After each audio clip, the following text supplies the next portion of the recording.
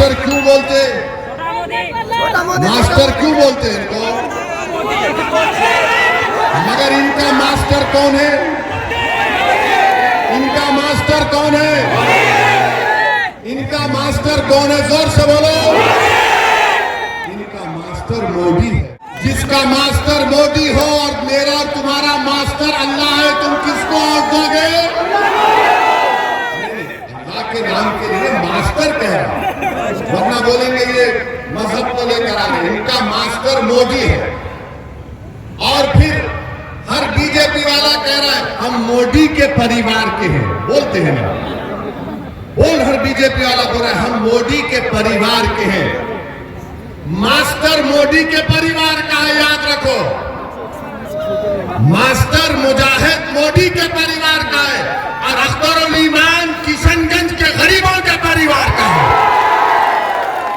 Master Modi के परिवार का और अख्तरुल ईमान किशनगंज के गरीब और मजलूमों के परिवार का। जो मोदी के परिवार का है वो ट्रिपल तलाक का कानून लाएगा। जो मोदी के परिवार का है वो सीमांचल से इंसाफ नहीं करेगा।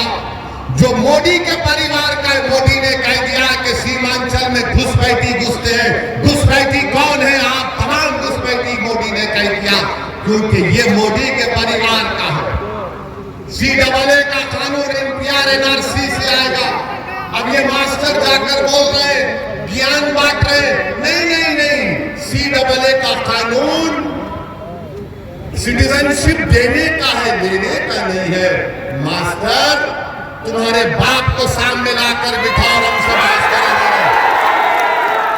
सिटीजनशिप का कानून से NPR NRC का ताल्लुक है।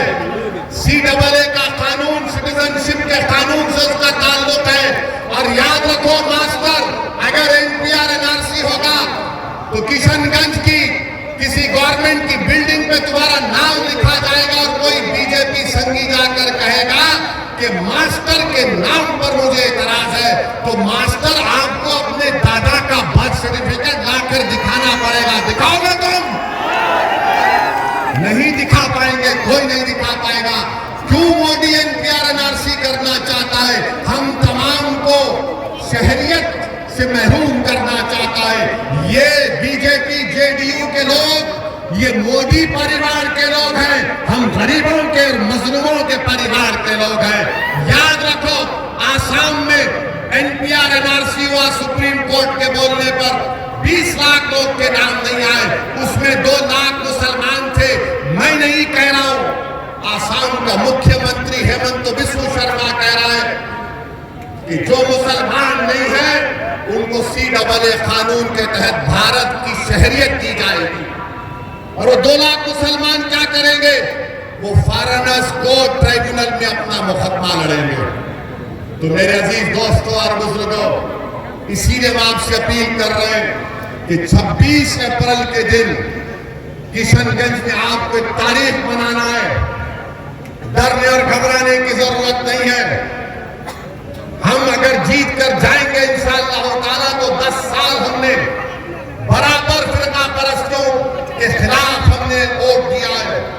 हमने फिरका परस्तों का साथ नहीं दिया है, बल्कि जब नीतीश की हुकूमत बनी उस वक्त स्पीकर का इलेक्शन हुआ तो अख्तरुल ईमान और हमारे तमाम MLAs ने राजद का साथ दिया था ना अख्तर भाई, स्पीकर के इलेक्शन में, डिप्टी स्पीकर के इलेक्शन में। मगर मैं क्यों कह रहा हूं अख्तरुल ईमान को कामयाब करो? मेरे भाई, आपकी आवाज कौन बनेगा?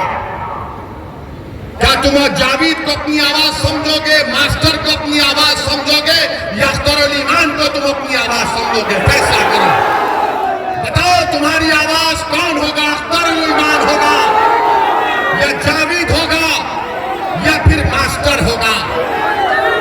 अख्तरुल ईमान आपके दिलों में छुपे हुए जज्बात को अपनी जबान पर लाकर बातिल ताकतों के ऐवानों को हिलाकर रख देगा और कहेगा सीमांचल से इंसाफ होगा, किशनगंज से इंसाफ होगा।